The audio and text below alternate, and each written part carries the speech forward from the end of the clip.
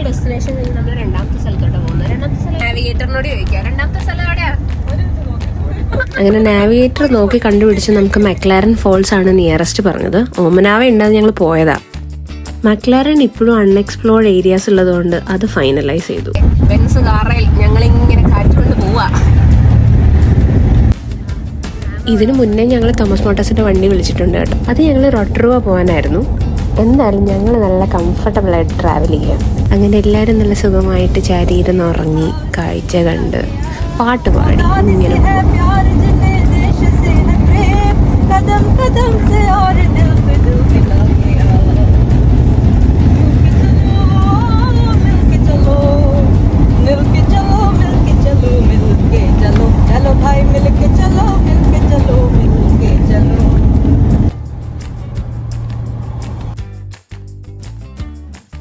ചെമ്മരിയാടുകളെ കണ്ടോ. അങ്ങനെ kilometres and kilometres travel ചെയ്ത് ഞങ്ങളൊരു വ്യൂ പോയിന്റിലെത്തി. ഈ വ്യൂ പോയിന്റ് ഭയങ്കര ഫേമസ് ആണ്. ആൾക്കാർ ഇങ്ങനെ നിർത്തി ഇവിടെ കയറി നിന്നൊക്കെ നല്ല വ്യൂ കാണാറുണ്ടെന്ന് പറഞ്ഞതുകൊണ്ട് ഞാനും വിചാരിച്ച് ഇറങ്ങി നിന്ന് നല്ല രീതിയിൽ ആ വ്യൂ ഒന്ന് കണ്ടേക്കാം. അവിടെ ഇറങ്ങി ആ വ്യൂ ഒക്കെ ഒന്ന് അപ്രീഷിയേറ്റ് ചെയ്ത് നേരെ സമയം കളഞ്ഞില്ല, വീണ്ടും വണ്ടിയിൽ കയറി അടുത്ത ഡെസ്റ്റിനേഷനിലേക്ക്. അങ്ങനെ ട്രാവൽ ചെയ്ത് ഞങ്ങൾ എത്തിയിരിക്കുകയാണ് ഡെസ്റ്റിനേഷൻ. ഈ കാണുന്നതാണ് നമ്മുടെ മക്ലാരൻ ഫോൾസ്. കുറച്ച് നേരം യാത്ര ചെയ്തതിൻ്റെയൊക്കെ ഒരു റിഫ്രഷ്മെൻറ്റിന് വേണ്ടി ഞങ്ങൾ ഇറങ്ങി അങ്ങ് നടന്നു. നല്ല രസമുള്ള ഒരു സൈഡ് നിറയെ വെള്ളം, അതിനകത്ത് കുറേ താറാവുകൾ, ഇതിനെയൊക്കെ കണ്ടുകൊണ്ട് ഇങ്ങനെ നടക്കുക. ഞങ്ങളിങ്ങനെ രണ്ട് വഴികളിൽ കൂടെ ആൾക്കാരെല്ലാം താഴത്തോട്ടെത്തി. ഇച്ചിരി സ്റ്റീപ്പായിട്ടുള്ള വഴി കൂടെ നടക്കാൻ പേടിയുള്ള ആൾക്കാർ പതുക്കെ വരുന്നുണ്ട്.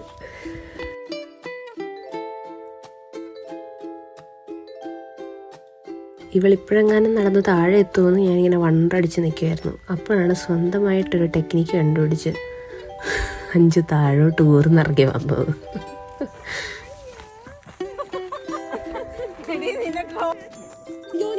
ഞങ്ങൾ അതിൽ കൂടെയൊക്കെ ഇങ്ങനെ ആടിപ്പാടി നടക്കും. അങ്ങനെ നോക്കുമ്പോഴാണ് താണ്ടെ മരത്തിൽ ഒരു ആണി അടിച്ചു കണ്ടേക്കുന്നത്. ദൈവമേ, ഇതെന്തായിരിക്കും എന്ന് വിചാരിച്ച് ചുമ്മാ വായിച്ചു നോക്കിയപ്പം മരത്തിൻ്റെ പേരും നമ്പറുമാണ്.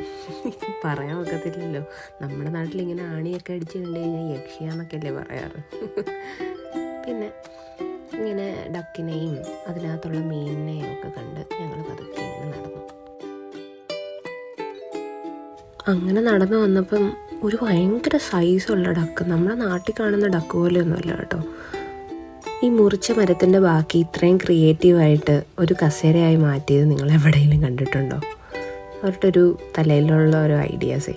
അങ്ങനെ നേരെ നടന്ന് അവിടെ ഉള്ളൊരു പാലത്തിൽ കയറി ഇറങ്ങിയപ്പോൾ വീണ്ടും കുറേ താറാക്കൂട്ടങ്ങൾ. അവർ വെള്ളത്തിലൊക്കെ ഇങ്ങനെ കയറി ഇറങ്ങി നടന്നു, റിലാക്സ് ചെയ്യുന്നു. ഞങ്ങളും അവിടെ ഒരു ചെയറിൻ്റെ അടുത്ത് പോയിരുന്ന് കാറ്റൊക്കെ കൊണ്ട് റിലാക്സ് ചെയ്ത് വർത്താനം പറഞ്ഞു. എടുത്ത ഫോട്ടോസൊക്കെ അങ്ങോട്ടും ഇങ്ങോട്ടും കണ്ടു, ഷെയർ ചെയ്തു.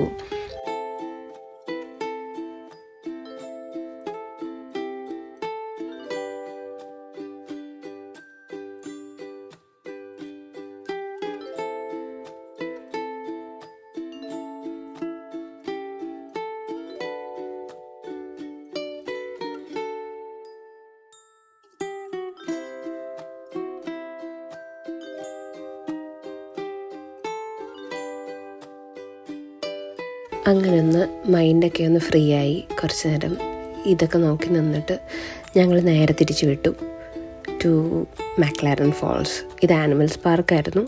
സോ അവിടെ നിന്ന് നേരെ ഞങ്ങൾ മക്ലാരൻ ഫോൾസിലോട്ടാണ് നടക്കുന്നത്.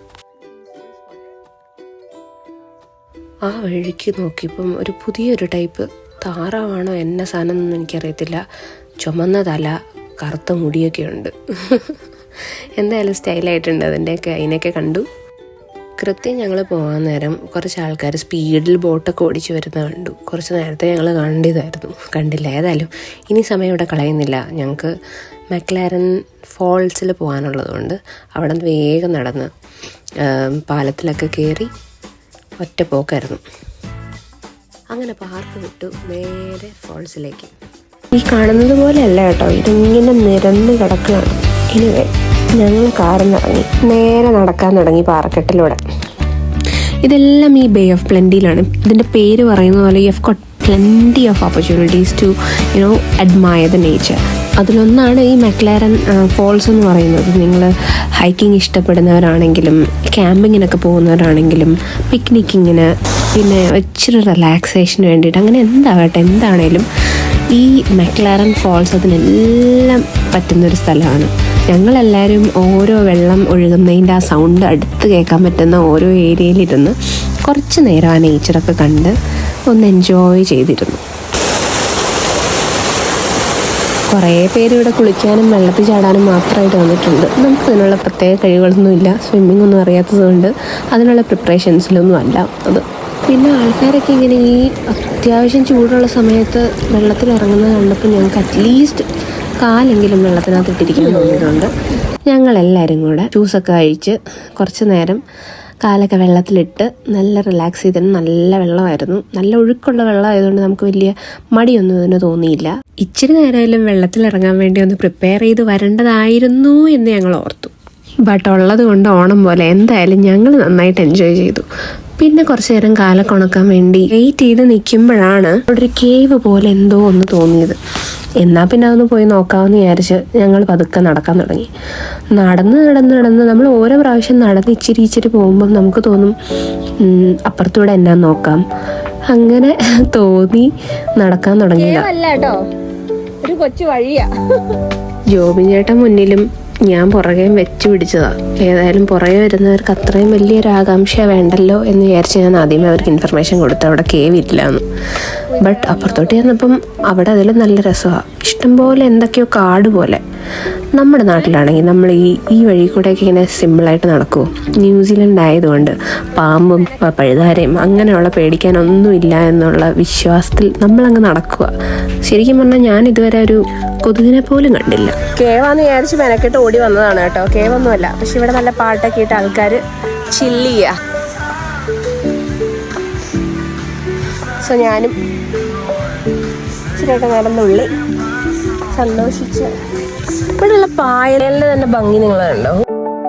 എക്സാജറേഷൻ അല്ല, പക്ഷെ എല്ലാത്തിനും അതിൻ്റേതായിട്ടുള്ളൊരു ഭംഗിയുണ്ട്. ആൻഡ് ദ മോസ്റ്റ് ഹൈലൈറ്റ് എന്ന് പറയുന്നത് ഈ നേച്ചറിനെ ഇതുപോലെ പ്രിസർവ് ചെയ്യാൻ ഈ നാട്ടുകാരെ കൊണ്ട് സാധിച്ചിട്ടുണ്ട്. ഒരു പ്ലാസ്റ്റിക് വേസ്റ്റോ അല്ലെങ്കിൽ ആ നേച്ചറിനെ നശിപ്പിക്കുന്ന രീതിയിലൊന്നുമില്ല. They are really respecting the place. അതുകൊണ്ട് തന്നെ നാച്ചുറലായിട്ടുള്ള ഈ ഉണങ്ങിയ ഇലകളും അതും ഇതും കമ്പും ഒക്കെ ഉള്ളതല്ലാതെ യാതൊരു വേസ്റ്റ്, ഒരു ടിഷ്യൂ പേപ്പർ പോലും അവിടെ ആരും ചുരുട്ടിയിടുന്നത് ഞങ്ങൾ കണ്ടില്ല. എല്ലാ ഏരിയാസും നാച്ചുറലി ക്ലീനാണ്. ഒരു ഡോഗ് ട്രെയിനിങ് സീനാണ് കേട്ടോ. അത് കൃത്യമായിട്ട് അതിൻ്റെ പന്ത് ആ ഓണറിനുകൊണ്ട് കൊടുത്തു. നല്ല പട്ടി. ഇവിടെയൊക്കെ ഇച്ചിരി ഡീപ്പായിട്ടുള്ള സ്ഥലത്ത് ആൾക്കാരിങ്ങനെ മേളിൽ നിന്ന് എടുത്ത് ചാടാൻ വരുന്നതാണ്. എന്ത് റിസ്ക് അല്ലേ. ഏതായാലും ഞങ്ങൾ അവിടെ നോക്കി കുറേ നേരമൊന്നും നിന്നില്ല. ആൾക്കാരുടെ പ്രൈവസി അല്ലേ. പിന്നെ ആൾക്കാരോട് കുളിച്ചുകൊണ്ട് നിൽക്കുന്നു. ഞങ്ങളപ്പോൾ ഇങ്ങനെ നീണ്ടു നിവർന്ന് കിടക്കുന്ന പാറക്കെട്ടുകൾ നോക്കി അതിൻ്റെ തൊട്ടപ്പുറത്ത് ഒരു ഇച്ചിരിയും കൂടെ ഒക്കെ നടന്നു പോയി. എന്തായിരിക്കും നോക്കാമെന്നുള്ള ആകാംക്ഷയോടുകൂടി ഇങ്ങനെ നടന്നിങ്ങനെ പോകുമ്പോൾ എന്താ പറയുക, കാടിൻ്റെ ഇടയിൽ കൂടി ഇങ്ങനെ നടക്കുമ്പം എനിക്ക് സത്യം പറഞ്ഞാൽ എൻ്റെ സ്വന്തം നാട് തൊടുപുഴ ഓർമ്മ വന്നു കേട്ടോ. Beautiful place. ഇതുപോലെ തന്നെ ബ്യൂട്ടിഫുള്ളാണ്. പക്ഷേ നേരത്തെ പറഞ്ഞതുപോലത്തെ പല ജീവികൾ, പട്ടികൾ, ഫോക്സ് ഇങ്ങനെയുള്ള സാധനങ്ങളെല്ലാം വരുന്നത് കൊണ്ട് ഞാൻ അവിടെ ഇങ്ങനെ അഴിച്ചുവിട്ടവരെ നടക്കാൻ പറ്റാറില്ല. പക്ഷേ ഇവിടെ വന്നു കഴിയുമ്പോൾ നമുക്ക് ആ ഒരു പേടിയില്ലല്ലോ. അനധികൃതമായിട്ടൊരു പട്ടി പോലും ഇവിടെ ഇറങ്ങി നടക്കുന്നില്ല. എല്ലാം ട്രെയിൻഡാണ്, അണ്ടർ കൺട്രോൾഡാണ്. പിന്നെ ക്ഷുദ്രജീവികളില്ല. അങ്ങനെ നേച്ചറിനെ നല്ല അടുത്തറിയാൻ വേണ്ടി നടക്കാൻ പറ്റിയൊരു രാജ്യമാണിത്.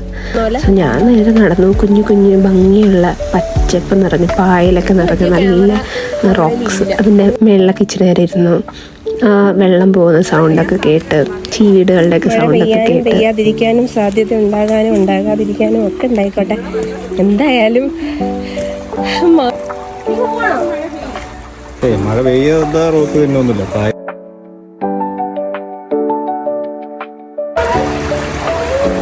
ഈ ട്രോളില്ലേ, നമ്മുടെ മറ്റേ സിനിമയിലത്തെ ട്രോൾസ് മൂവി, അതിലുള്ള സാധനങ്ങളൊക്കെ തന്നെ ഇരിക്കുകയാണ്. ഞങ്ങളുടെ കണക്കൂട്ടലുകളൊക്കെ തെറ്റി ഗൈസ്. ഞങ്ങളുടെ പ്രതീക്ഷകളെല്ലാം നശിപ്പിച്ചുകൊണ്ട് മഴ വില്ലനായി വന്നു. പിന്നെ പെട്ടെന്ന് ഇറങ്ങേണ്ടി വന്നു അവിടുന്ന്. ലാൻഡ് ചെയ്തു. Thank you. ക്ഷുദ്രജീവികളൊന്നും ഇല്ലെന്ന് പറഞ്ഞിട്ട് എന്താ കാര്യം? ദേ മഴ കൊള്ളാൻ പേടിച്ചിട്ട് ഷിതും ജീവനും കൊണ്ട് ഓടുക. ഞങ്ങളെല്ലാം പറയുന്നുണ്ട്, എന്നാലും എടി പേടിക്കണ്ടെന്ന്.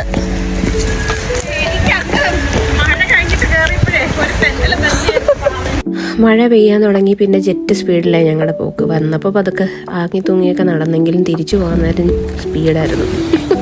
അത് നമ്മുടെ ട്രിപ്പിന്റെ ക്ലൈമാക്സിൽ എത്തിയിരിക്കുകയാണ്. Did you enjoy? Oh, amazing! Did you enjoy? Amazing trip.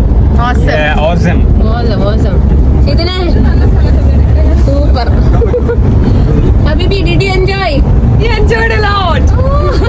അങ്ങനെ ചായയൊക്കെ കുടിച്ച് റിലാക്സ് ചെയ്ത് ഞങ്ങൾ തിരിച്ചെത്തിയിരിക്കുകയാണ്. ഞങ്ങൾ ഇത്രയും പേരാണ് കേട്ടോ ഈ ട്രിപ്പ് ഒരുമിച്ച് എൻജോയ് ചെയ്തത്. തോമസ് മോട്ടോർ സ്പോൺസർ ചെയ്ത ഒരു ട്രിപ്പായിരുന്നു ഇത്. ഞങ്ങളുടെ ഈ ലക്ഷറി വെഹിക്കിളിലാണ് ഞങ്ങൾ ഇന്ന് ട്രാവൽ ചെയ്തത്. Thank you so much Thomas Motors for sponsoring our travel. ഇനി നിങ്ങൾക്കും ഇതുപോലെ ട്രിപ്പുകൾ പോകാൻ ആഗ്രഹമുണ്ടെങ്കിൽ you can contact Thomas Motors. തോമസ് മോട്ടോഴ്സിന് പല വാഹനങ്ങളുണ്ട്. അതിൽ ഏറ്റവും ലക്ഷറി വെഹിക്കിൾ ഇത് തന്നെയാണ്. നല്ല 13 സീറ്റർ ബെൻസ് വണ്ടിയിലാണ് ഞങ്ങൾ പോയത്. Everything was so comfortable. V enjoyed a lot. Thank you so much again. Bye. Bye.